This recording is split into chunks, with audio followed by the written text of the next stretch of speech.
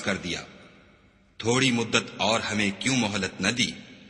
اے پیغمبر ان سے کہہ دو کہ دنیا کا فائدہ بہت تھوڑا ہے، اور بہت اچھی چیز تو پرہیزگار کے لیے نجات آخرت ہے، اور تم پر دھاگے برابر بھی ظلم نہیں کیا جائے گا۔ اے جہاد سے ڈرنے والو، تم کہیں رہو، موت تو تمہیں آ کر رہے گی، خواہ بڑے بڑے محلوں میں رہو۔ اور ان لوگوں کو اگر کوئی فائدہ پہنچتا ہے تو کہتے ہیں یہ خدا کی طرف سے ہے، اور اگر کوئی گزند پہنچتا ہے تو اے محمد صلی اللہ علیہ وآلہ وسلم تم سے کہتے ہیں کہ یہ گزند آپ کی وجہ سے ہمیں پہنچا ہے۔ کہہ دو کہ رنج و راحت سب اللہ ہی کی طرف سے ہے۔ ان لوگوں کو کیا ہو گیا ہے کہ بات بھی نہیں سمجھ سکتے۔ اے آدم ذات، تجھ کو جو فائدہ پہنچے وہ خدا کی طرف سے ہے، اور جو نقصان پہنچے وہ تیری ہی شامت اعمال کی وجہ سے ہے۔ اور اے محمد صلی اللہ علیہ وآلہ وسلم، ہم نے تم کو لوگوں کی ہدایت کے لیے پیغمبر بنا کر بھیجا ہے، اور اس بات کا خدا ہی گواہ کافی ہے۔ جو شخص رسول کی فرما برداری کرے گا تو بے شک اس نے خدا کی فرما برداری کی، اور جو نافرمانی کرے تو اے پیغمبر تمہیں ہم نے ان کا نگہبان بنا کر نہیں بھیجا۔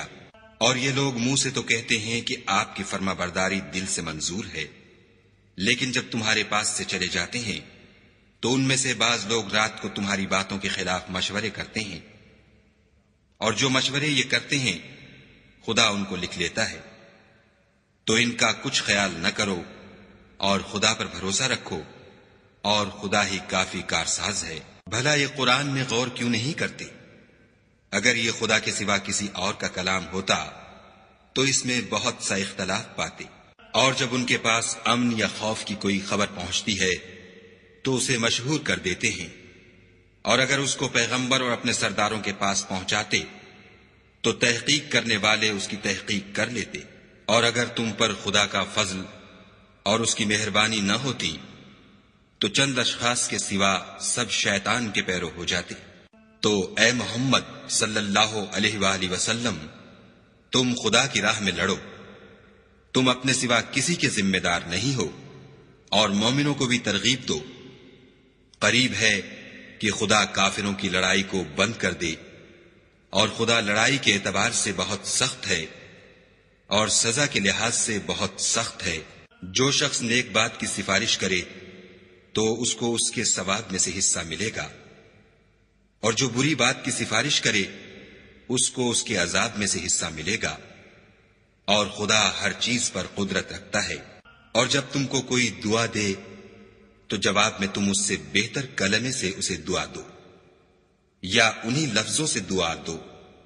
بے شک خدا ہر چیز کا حساب لینے والا ہے۔ خدا وہ معبود برحق ہے کہ اس کے سوا کوئی عبادت کے لائق نہیں۔ وہ قیامت کے دن تم سب کو ضرور جمع کرے گا، اور خدا سے بڑھ کر بات کا سچا کون ہے؟ تو کیا سبب ہے کہ تم منافقوں کے بارے میں دو گروہ ہو رہے ہو، حالانکہ خدا نے ان کو ان کے کرتوتوں کے سبب اوندھا کر دیا ہے؟ کیا تم چاہتے ہو کہ جس شخص کو خدا نے گمراہ کر دیا ہے اس کو رستے پر لے آؤ، اور جس شخص کو خدا گمراہ کر دے تم اس کے لیے کبھی بھی رستہ نہیں پاؤ گے۔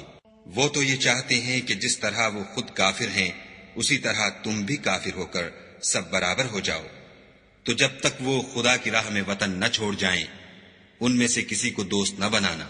اگر ترک وطن کو قبول نہ کریں تو ان کو پکڑ لو، اور جہاں پاؤ قتل کر دو، اور ان میں سے کسی کو اپنا رفیق اور مددگار نہ بناؤ، مگر جو لوگ ایسے لوگوں سے جا ملے ہوں جن میں اور تم میں صلح کا عہد ہو، یا اس حال میں کہ ان کے دل تمہارے ساتھ یا اپنی قوم کے ساتھ لڑنے سے رک گئے ہوں، تمہارے پاس آ جائیں تو اعتراض ضرور نہیں، اور اگر خدا چاہتا تو ان کو تم پر غالب کر دیتا تو وہ تم سے ضرور لڑتے۔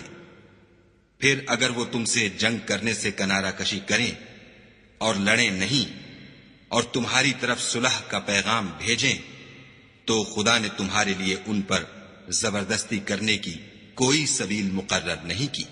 تم کچھ اور لوگ ایسے بھی پاؤ گے جو یہ چاہتے ہیں کہ تم سے بھی امن میں رہیں اور اپنی قوم سے بھی امن میں رہیں، لیکن جب فتنہ